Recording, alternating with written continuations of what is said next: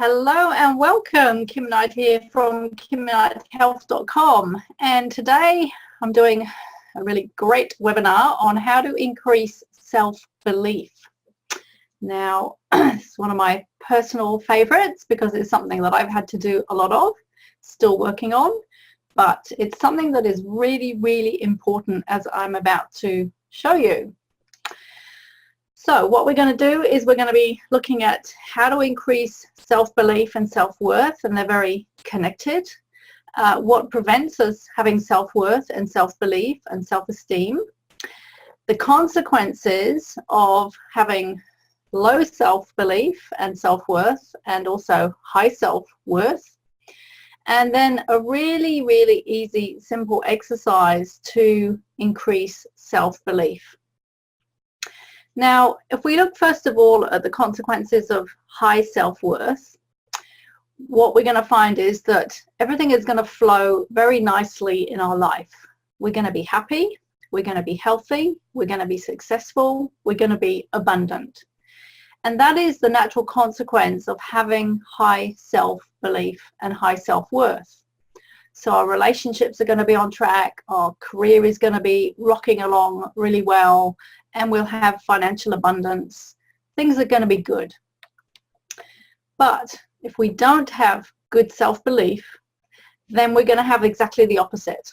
We're going to have problems. We're going to have difficulties in our work, in our relationships. We're going to have money problems.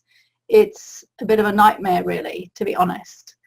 And so one of the clues as to if our life isn't going well, it's not the only thing to look for, but one of the clues will be, well, maybe our belief about ourselves isn't as high as it could be or should be.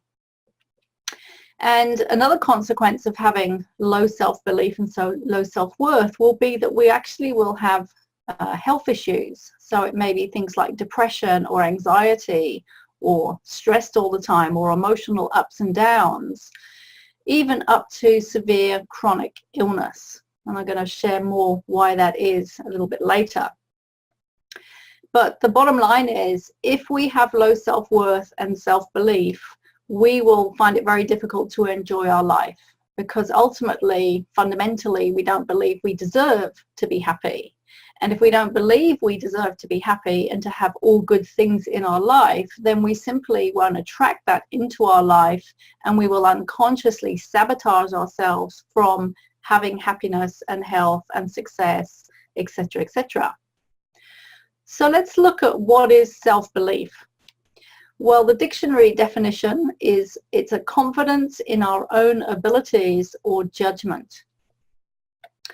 And self-belief really then requires self-trust, because if we're going to have confidence in our own self, we're going to have confidence in our abilities and in our judgment, then we're really going to need to be able to trust ourselves. And trust is a fundamental quality that we need to cultivate as a human being. And we need to have trust in ourselves, we need to have trust in others, and we need to have trust in life in general. But what I found is that if we have stuff happen to us in our early years, in our childhood, that strips away that trust, then it's very, very difficult to have self-belief and self-worth, because self-belief leads to self-worth. And self-belief really means that we back ourselves. We're backing ourselves. We've got our own back. We believe in ourselves. That's what self-belief is. We believe in ourselves. And we back ourselves all the way. And this means that we believe we're a good person. We believe that we're deserving. We're deserving of all the good things that we want, like love, success, abundance. We believe that we're worthy. We believe we're good enough. And we believe we're of value. This is what self-belief is all about. So I have a question for you. How much do you think you believe in yourself? If you get really, really honest, where would you rate yourself on a scale of self-belief? If 0 was absolutely terrible, really low, and 100 was the maximum, where would you rate yourself? And I'd like you to rate yourself, because we're going to rate ourselves later after we've gone through this exercise. But it's really important to get really honest with where we are now. And by the way, if that score turned up a little bit low, there's no judgment, all right? No judgment at all. We must never judge ourselves, because there's always reasons for whatever is. So no judgment. So the question is, why do we not have faith in ourselves? Which is the same as saying, you know, belief in ourselves. And I'd like to share this poem, which I read a long time ago, and it's very interesting. If children live with criticism, they learn to condemn. If children live with hostility, they learn to fight. If children live with fear, they learn to be apprehensive. If children live with pity, they learn to be sorry for themselves. If the children live with ridicule, they learn to feel shy. If children live with jealousy, they learn to feel envy. If children live with shame, they learn to feel guilt. If children live with encouragement, they learn confidence. If children live with tolerance, they learn patience.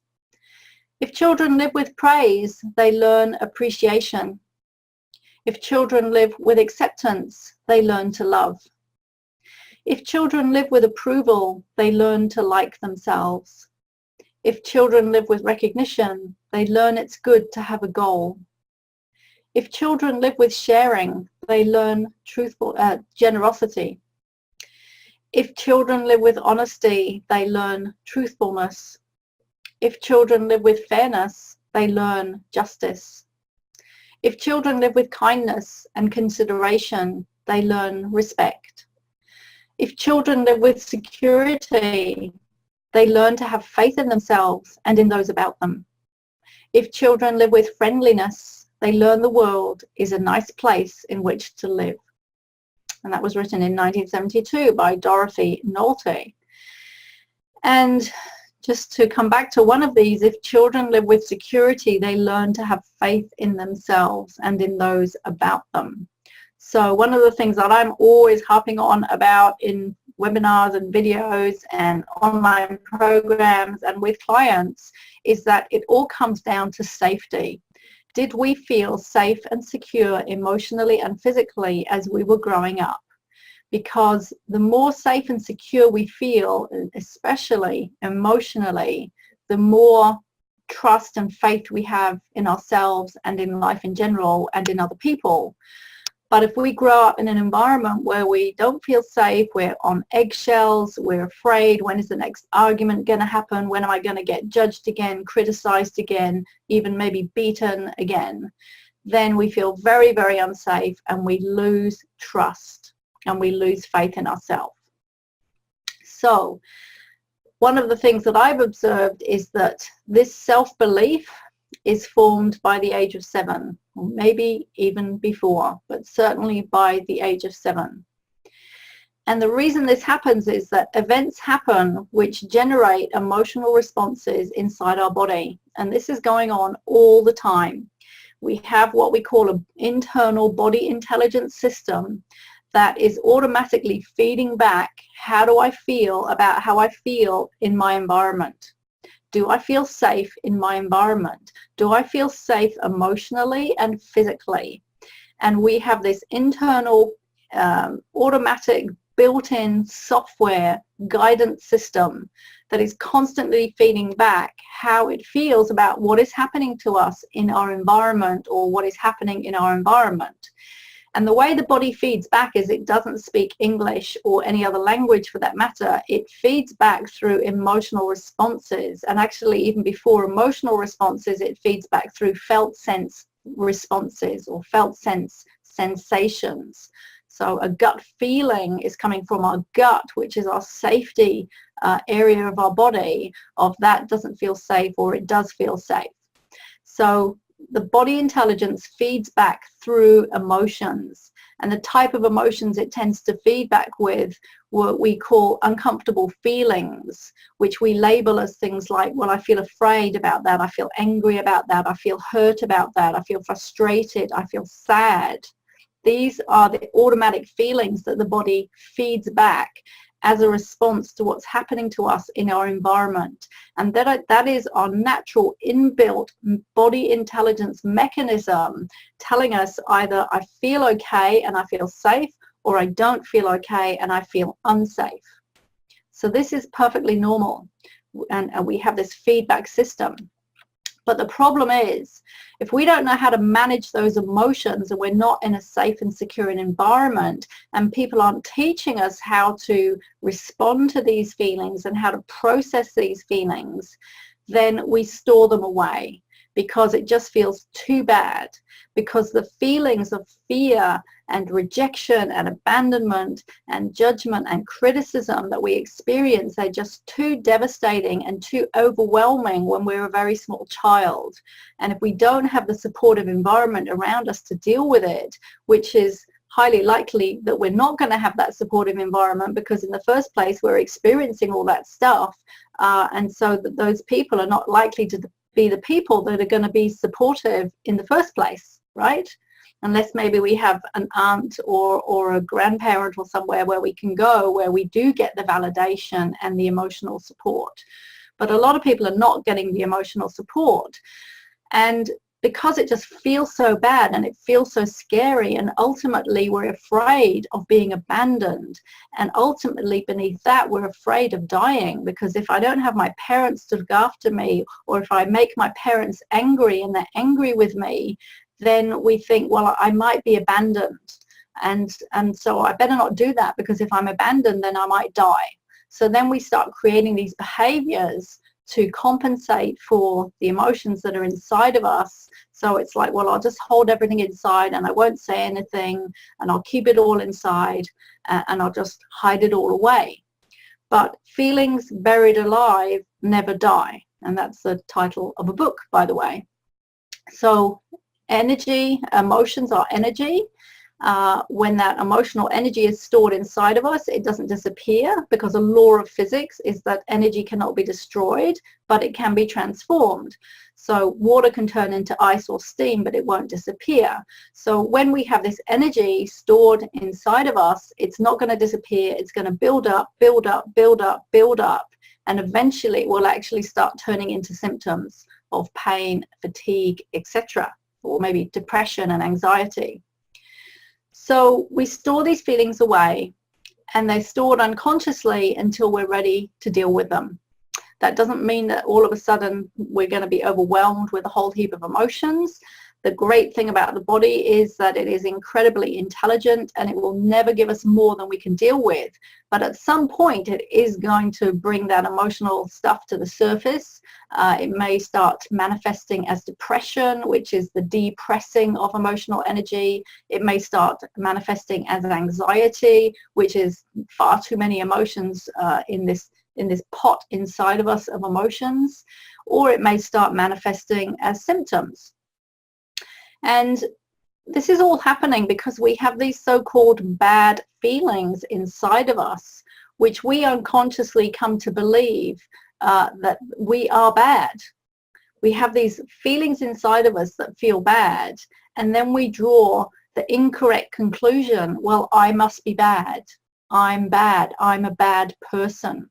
And that is the natural consequence of a little child who thinks that they've done something wrong.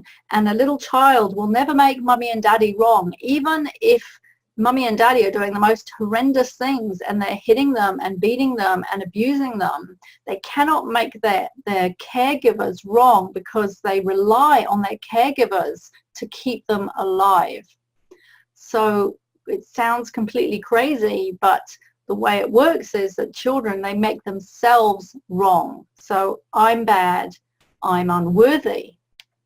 So we create a set of unconscious, limiting, transparent beliefs about ourselves such as I'm bad, I don't deserve, there's something wrong with me, other people are better than me, other people know better than me. And this is the sort of self-talk that we then train ourselves into, and then we start comparing ourselves with other people, and that person is better than me, and that person doesn't like me, and all the talk, all the self-talk that goes on in our head.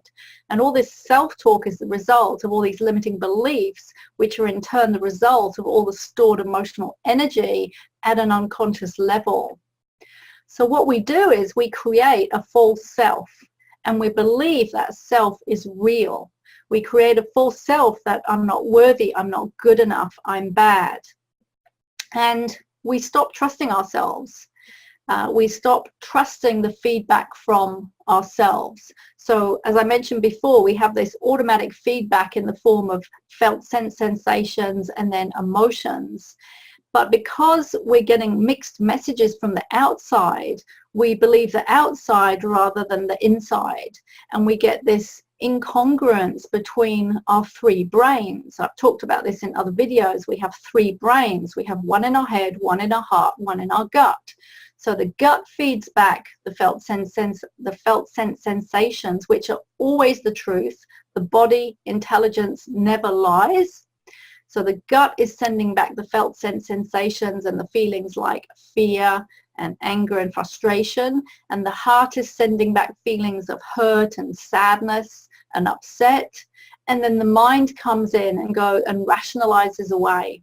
It rationalizes away the feedback that we're getting from the other two brains, and a rationalization is a rational lie.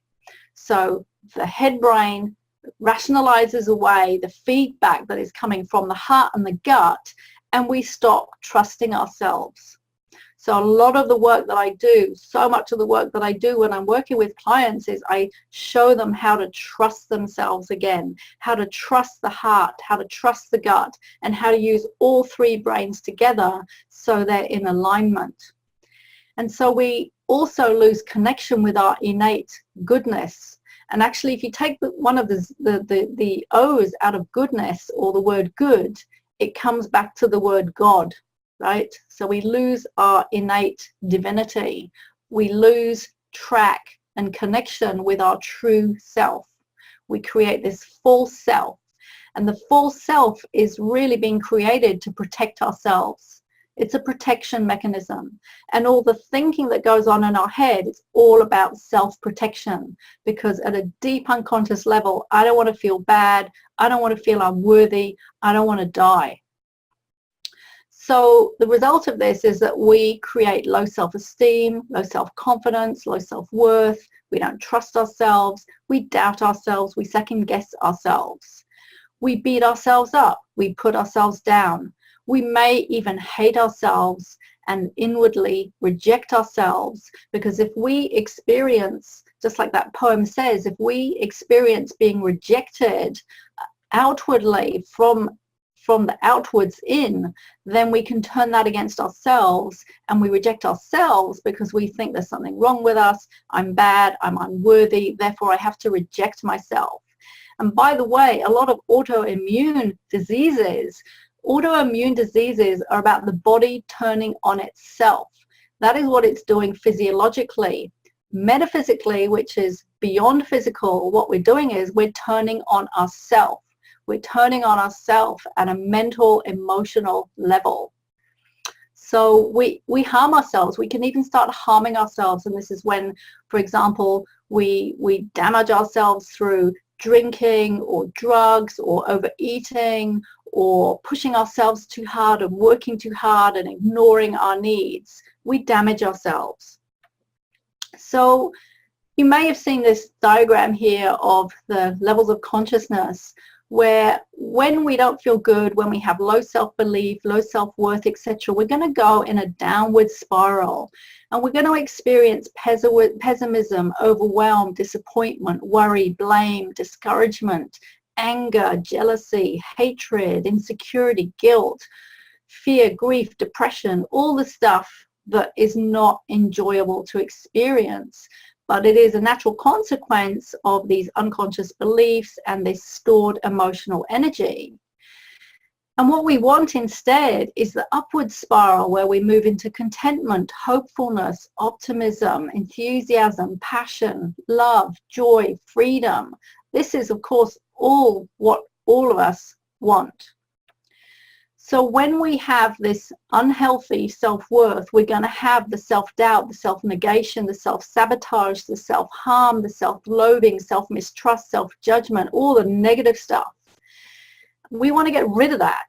And what we want instead is our healthy self-worth, healthy self-belief, self-value, self-recognition, self-love, self-acceptance, self-esteem, self-confidence, self-appreciation, self-acknowledgement, self-trust, self-compassion.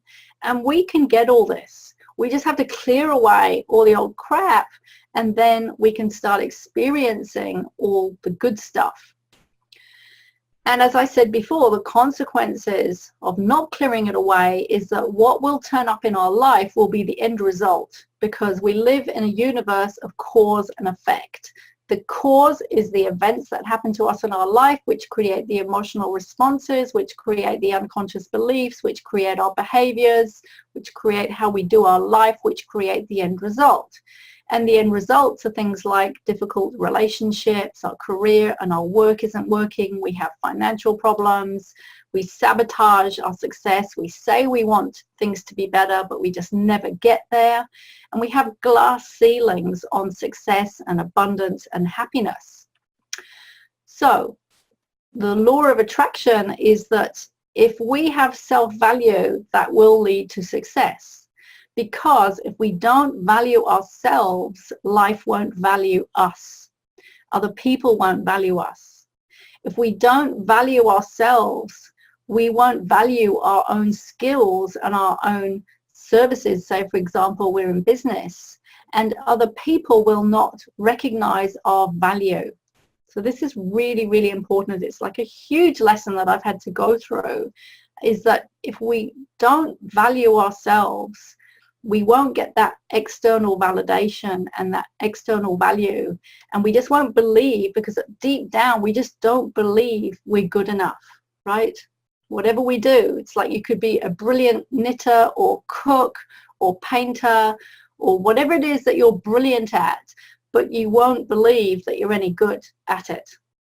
And people can even tell you, but you still won't believe it, because deep inside you just don't feel good enough.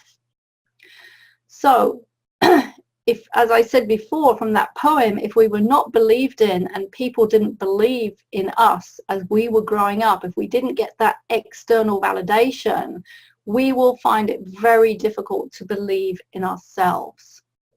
So here's an exercise. Now we come to the exercise, and it's really, really simple. And you might like to watch this later and rewind and do it again, but I'm just going to go through it quickly for now. Who didn't believe in you when you were growing up? When you were growing up, who was it who didn't believe in you? Who didn't you feel backed you and supported you when you were growing up? And we're really talking emotionally here, right? And the answers will pop into your head. Just allow the answers to come. And as I said, you can watch this later. It'll be on my Facebook page. It'll be on my YouTube channel. The next question, what feelings did that create inside you? If somebody or those people were not believing in you, they weren't backing you, they weren't supporting you, what feelings did that create inside?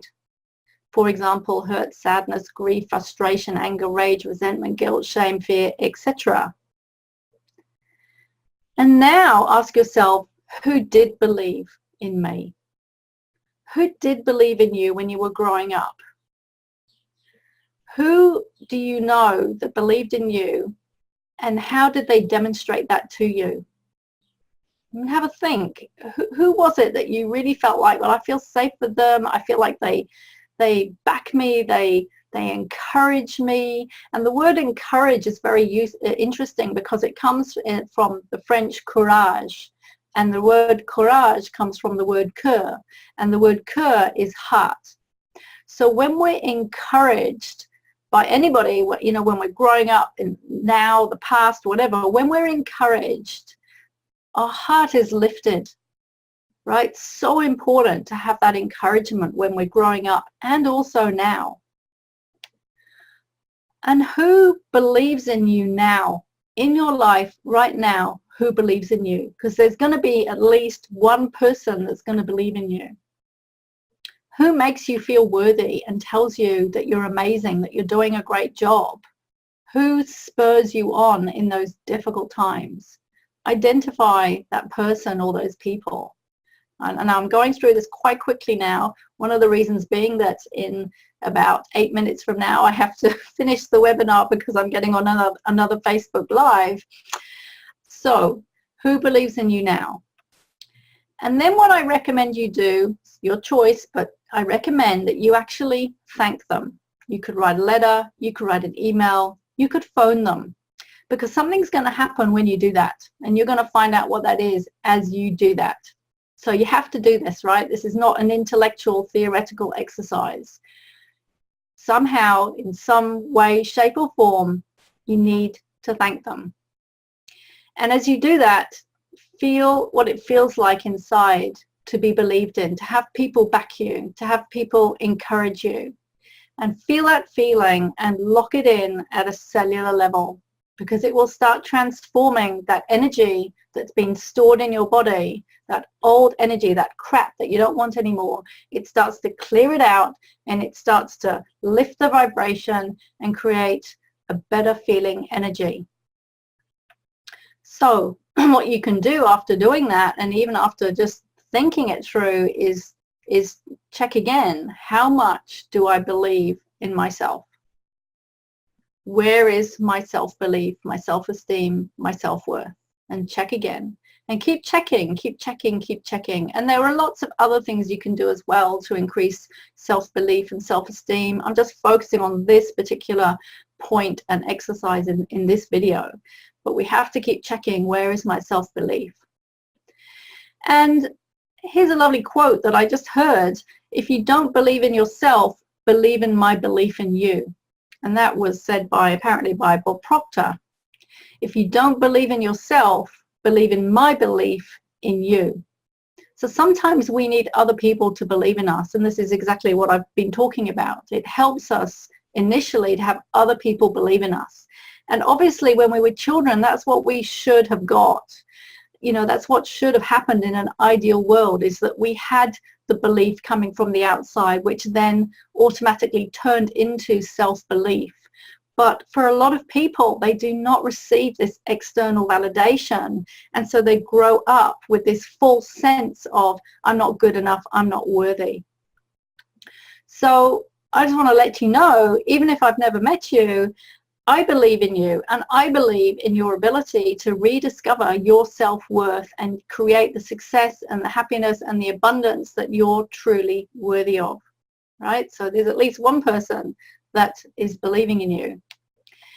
And I just want to share that one of the things that I do with clients when we work together and in my online programs is that we can go through what I call an emotional needs audit, where we can rate how much were our emotional needs and our developmental needs as a child, how much were they met or undermet or not met as a child. It's very important to do this exercise.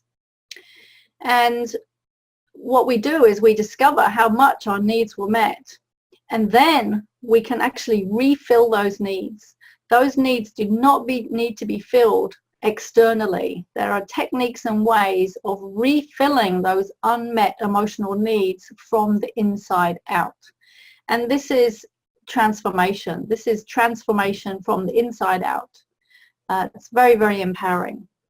So this is what I teach people if you want to know more in my private coaching and in my online programs. So if you want more information, please go to kimknighthealth.com, and I hope this has been useful.